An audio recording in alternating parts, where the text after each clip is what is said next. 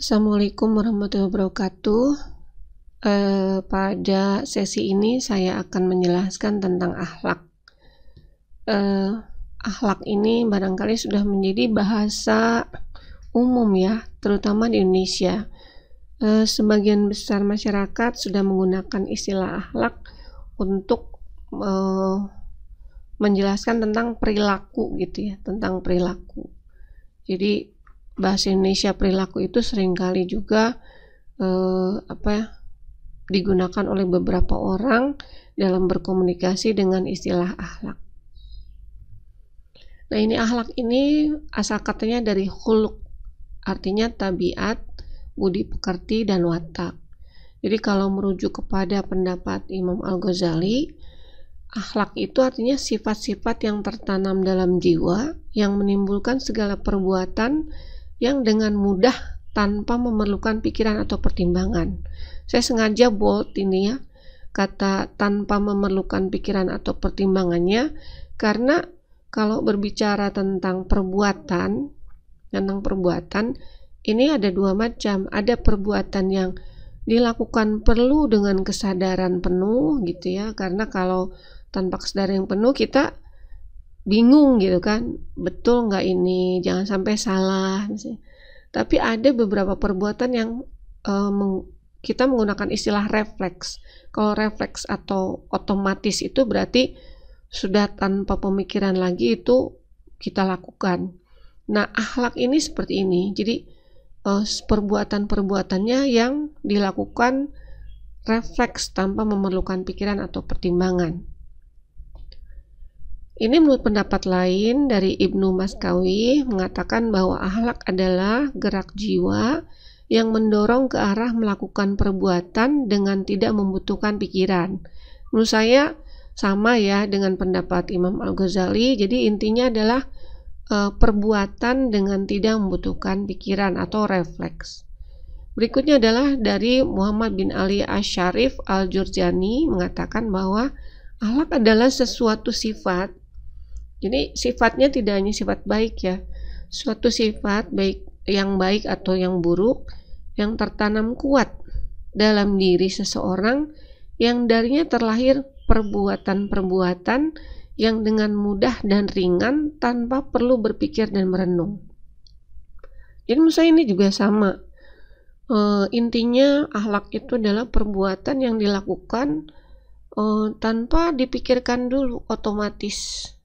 Nah, mudah-mudahan dari 3 definisi ini kita sudah menemukan satu pemahaman yang sama bahwa akhlak tidak sama dengan perilaku.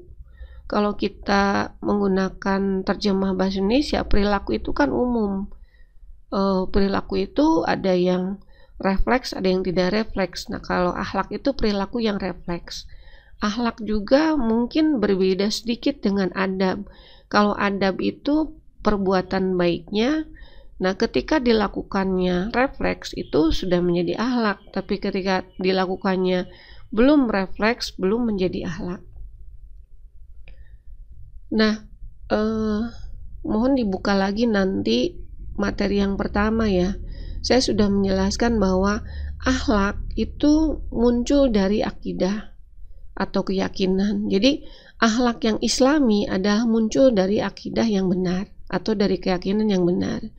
Jadi prosesnya itu yakin, dari yakin itu kita menjalankan syariah. Syariah itu berarti aturan-aturan Allah ya, perintah-perintah Allah kita kerjakan, lalu sunnah-sunnahnya kita kerjakan, larangan-larangannya kita jauhi. Semakin kita rutin, semakin kita terbiasa kita melakukannya, maka akhirnya muncullah akhlak. Jadi mudah-mudahan beberapa masyarakat umum yang sudah salah menggunakan istilah akhlak, dengan penjelasan ini bisa kita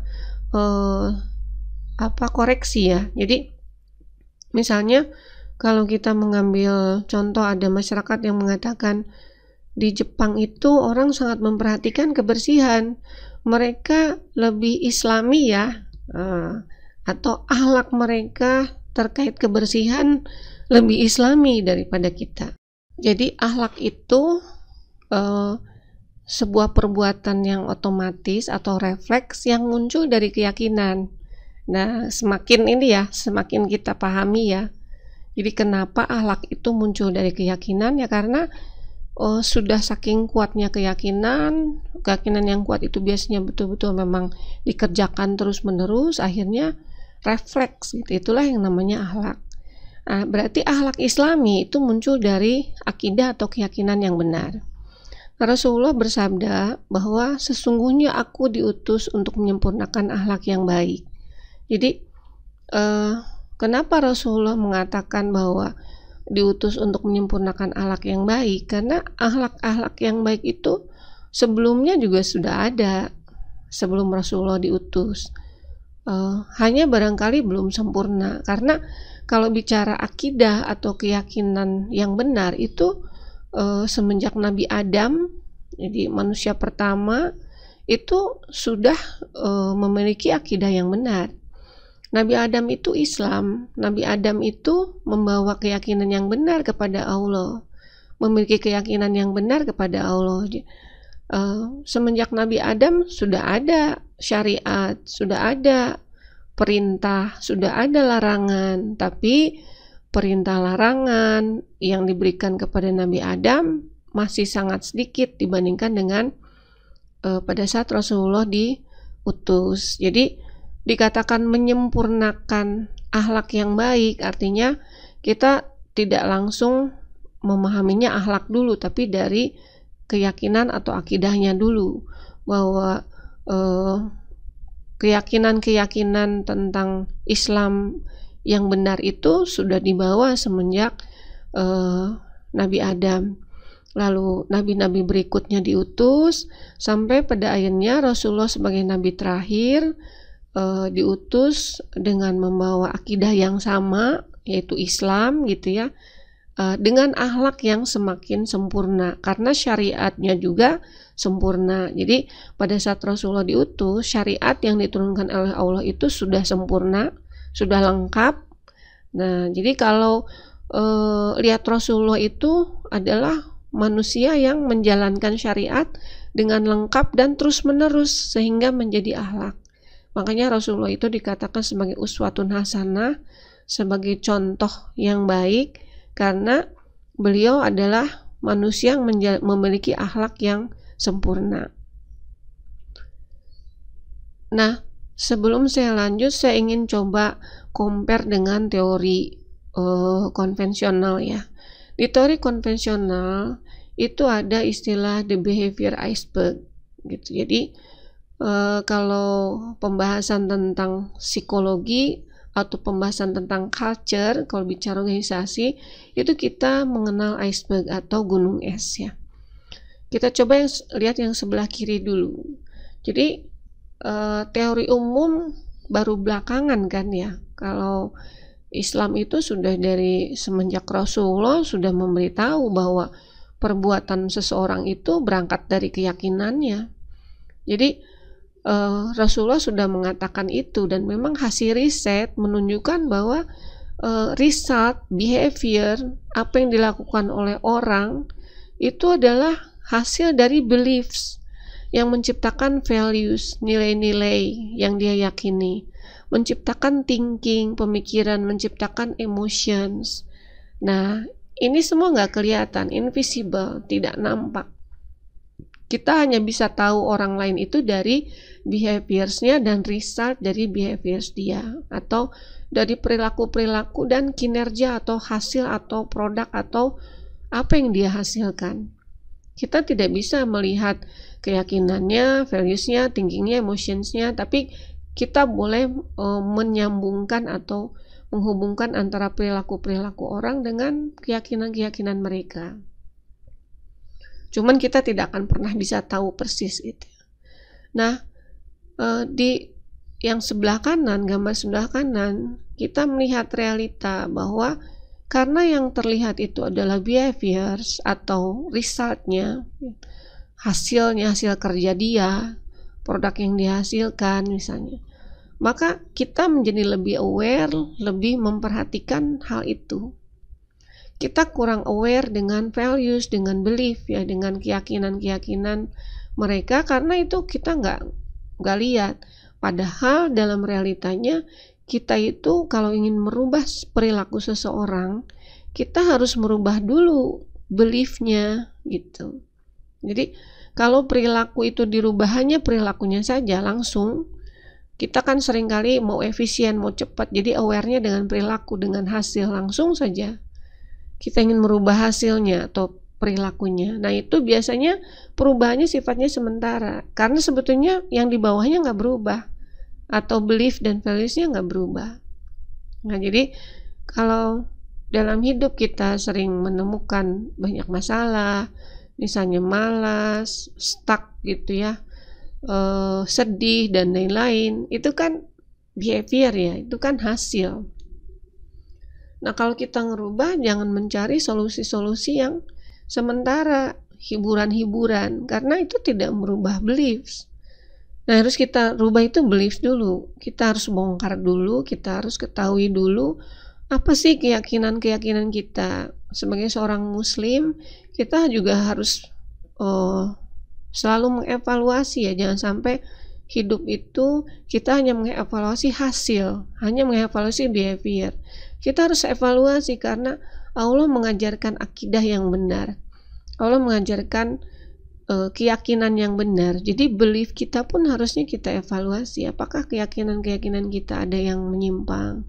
Dan saya yakin kita semua ini sebetulnya punya PR banyak ya terkait memperbaiki belief justru. Karena kalau behavior itu adalah hasil dari belief.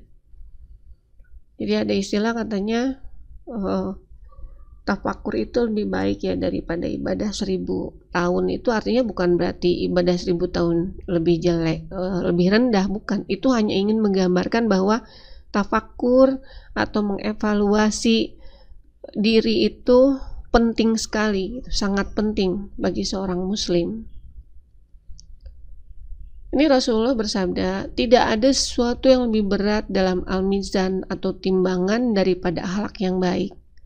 Nah ini mudah-mudahan juga ketika ngomong akhlak, karena dari awal kita sudah samakan definisinya, bahwa akhlak itu refleks, bahwa akhlak itu berangkat dari akidah, maka kita menjadi paham ya, kalau Rasulullah mengatakan bahwa timbangan daripada akhlak yang baik itu sangat berat. Jadi sangat bisa dipahami gitu.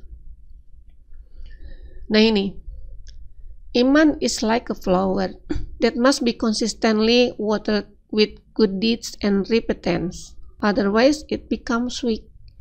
Nah ini, iman itu seperti bunga, harus secara konsisten disiram, diberi makanan yang baik, terus disiramnya juga rutin, berulang gitu ya.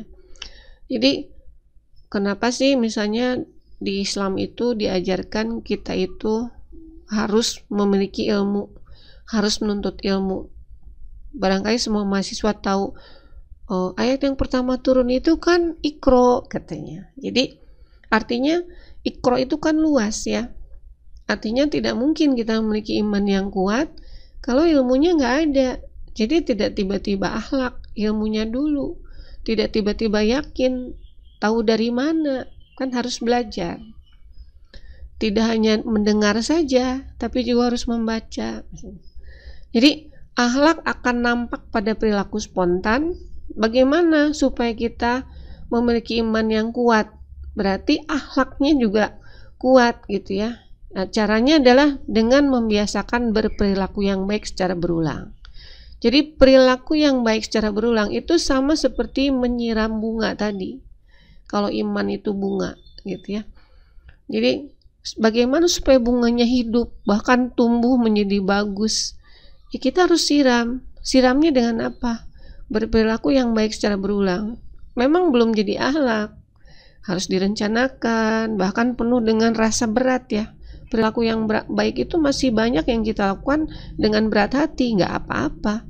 Tapi terus saja dilakukan sampai akhirnya, apalagi ditambah dengan ilmunya ditambah, pemahamannya ditambah, sampai akhirnya kita memiliki keyakinan yang kuat.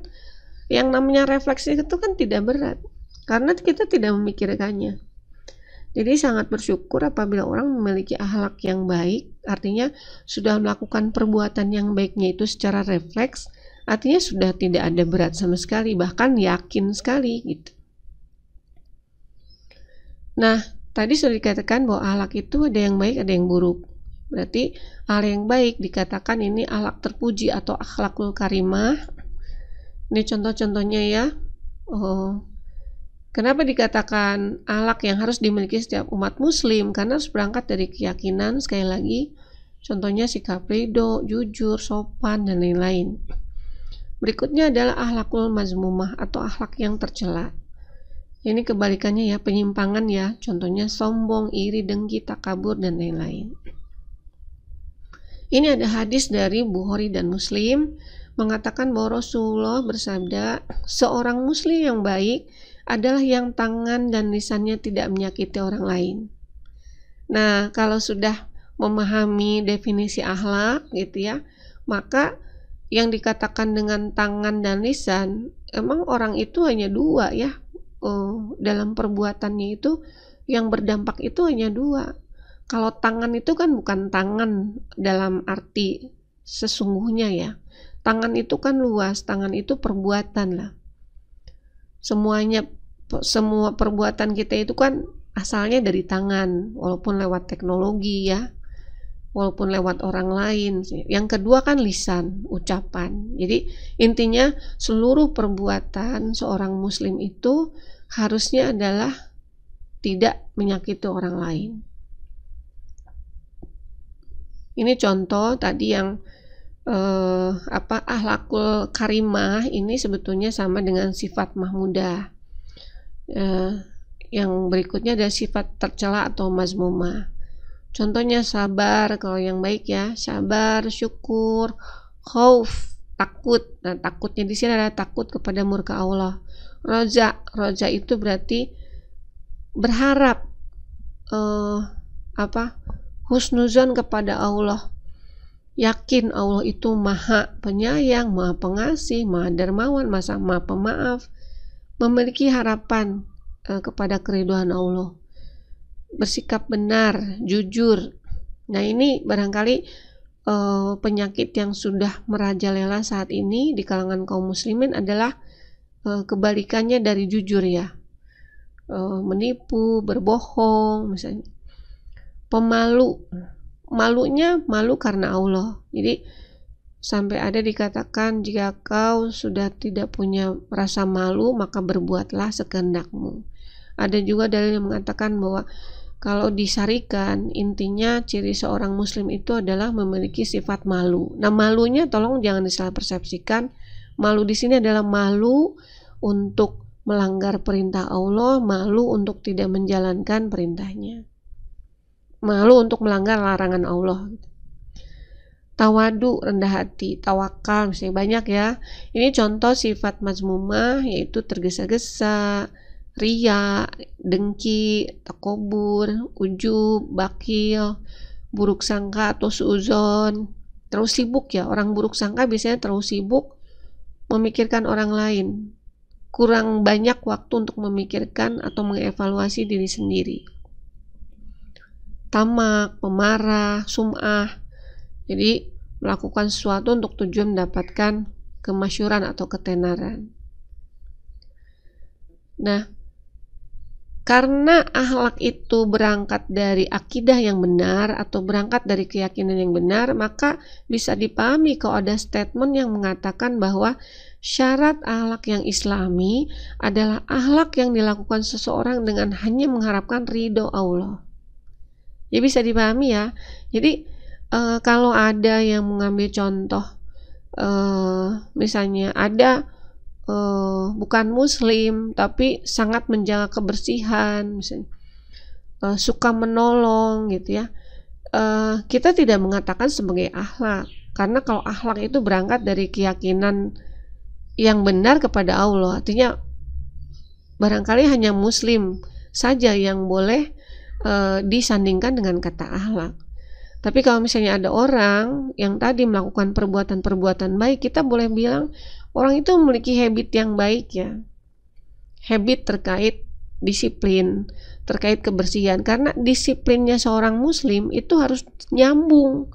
Harus semata-mata memang Allah memerintahkan begitu.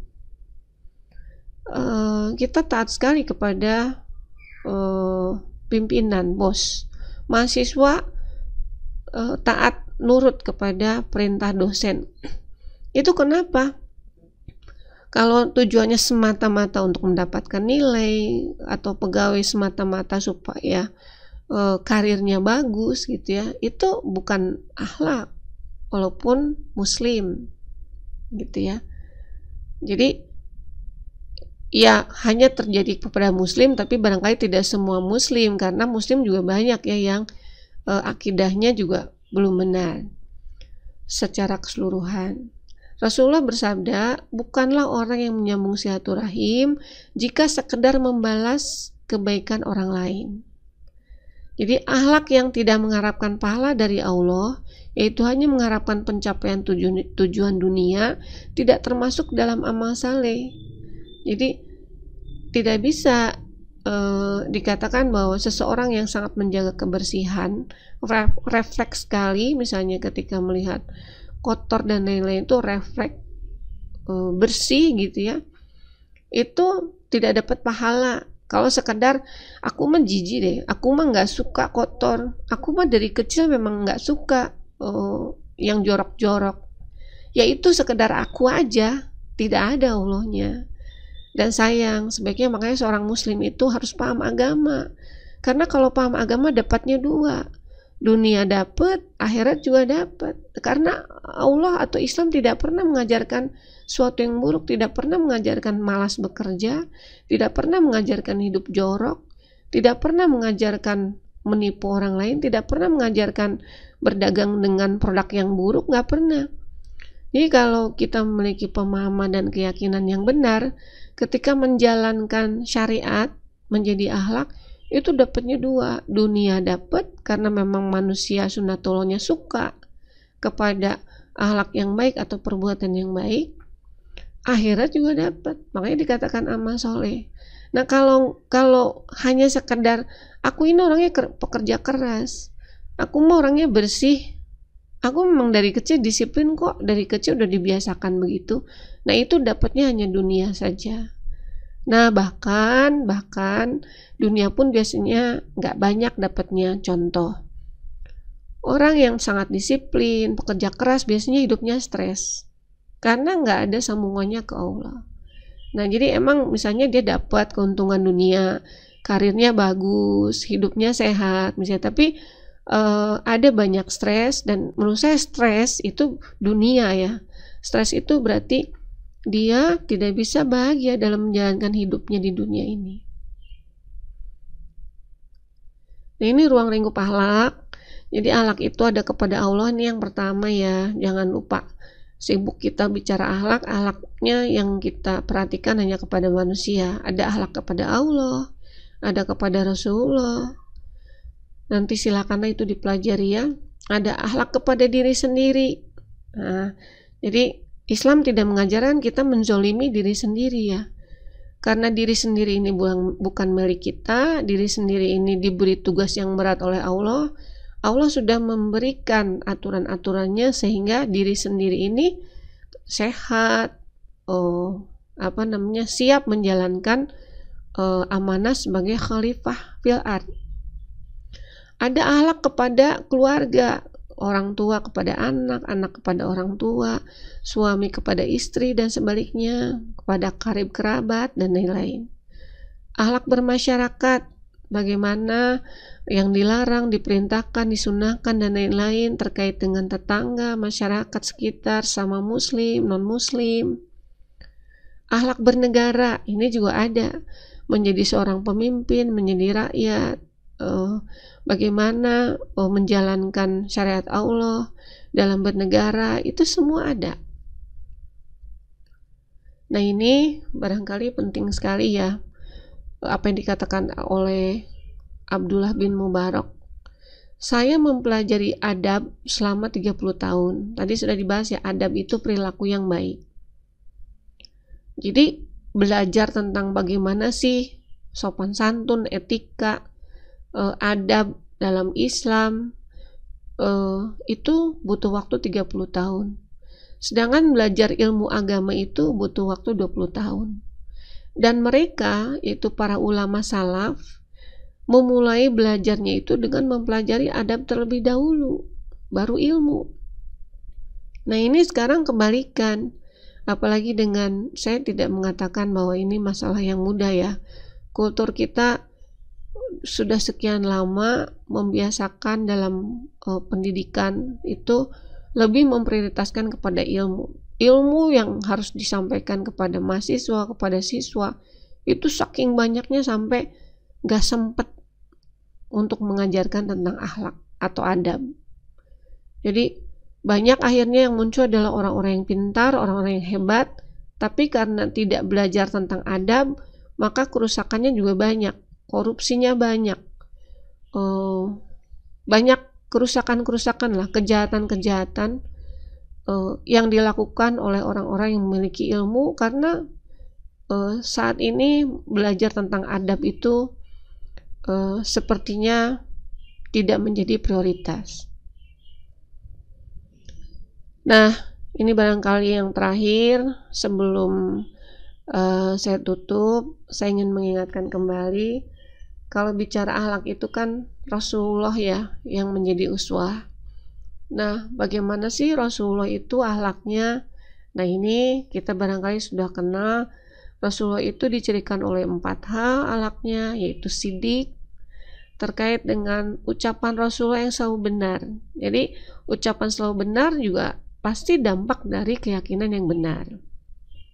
Jadi sidik itu dikaitkan dengan benarnya, bukan benar dengan ukuran manusia, benar menurut Islam. Jadi makanya Abu Bakar As-Siddiq, sahabat Rasulullah, dikatakan, dipanggilnya As-Siddiq karena beliau yang selalu pertama kali membenarkan apapun yang disampaikan oleh Rasulullah. Jadi imannya itu kuat sekali. Dia selalu meyakini, sahabat Abu Bakar itu selalu meyakini apapun yang diucapkan oleh Rasulullah, yakin, percaya. Jadi Siddiq itu selalu benar, baik dalam keyakinan sampai ucapan. Amanah, yaitu menjauhkan diri dari maksiat. Tabligh, mengandung arti menjelaskan atau menerangkan wahyu Allah, atau amar ma'ruf, menyampaikan, mengajak kebaikan-kebaikan, dan nahi mungkar ya, dan menyampaikan apa-apa yang tidak boleh dilakukan atau dilarang. Fatona yaitu kesadaran, kebijaksanaan, kecerdasan. Nah ini menurut saya sih, saya setuju ya kalau urutannya sidik, amanah, tabligh, fatona. Fatona itu di akhir, bukan berarti fatona itu nggak penting. Jadi dalam realita kehidupan kita bisa berkata dengan benar, kita bisa amanah, kita bisa tabligh ya, menyampaikan wahyu Allah, harus melalui kemampuan untuk fatona. Jadi Rasulullah itu dikenal sebagai manusia fatona, manusia yang bijaksana, cerdas, cerdik gitu ya. Sehingga boleh dikatakan bahkan oleh non-muslim ya, bahwa adalah orang yang pencapaiannya itu paling excellent gitu ya. Dalam jangka waktu sekian tahun bisa menghasilkan pencapaian yang sangat excellent. Nah ini sifat mustahil pada Rasulullah. Jadi kalau dikatakan Rasulullah itu memiliki akhlak ini, tadi juga kan kita sudah bahas. Saya selalu mengulang-ulang bahwa akhlak itu berangkat dari keyakinan yang benar. Jadi kalau sudah akhlak itu sudah refleks. Oleh karena itu mustahil ya, mustahil Rasulullah memiliki sifat ini. Kalau kita sebagai manusia biasa barangkali masih ya, kita harus banyak taubat, banyak istighfar, karena kita masih memiliki ini. Tapi Rasulullah itu mustahil, karena yang 4 tadi sudah menjadi akhlak. Mustahil apa? Mustahil lawannya sifat amanah adalah hianat. Jadi Rasulullah itu tidak mungkin berkhianat. Mustahil dari sidik adalah kizib. Mustahil dari fatona adalah lemah, bodoh, gitu ya, kaku. Mustahil dari tablik adalah kitman, yaitu menyembunyikan kebenaran, menyembunyikan apa-apa yang harus disampaikan. Alhamdulillah, barangkali ini saja. Semoga dengan memahami akhlak itu apa, kita semakin yakin bahwa kita akan bahagia kalau memiliki akhlak yang benar. Dan memang akhlak ini membutuhkan proses yang cukup panjang ya, karena perbuatan-perbuatan baiknya harus terus-menerus kita ulang secara dawam, secara kontinu, baru kita memiliki akhlak yang baik. Alhamdulillah, terima kasih. Assalamualaikum warahmatullahi wabarakatuh.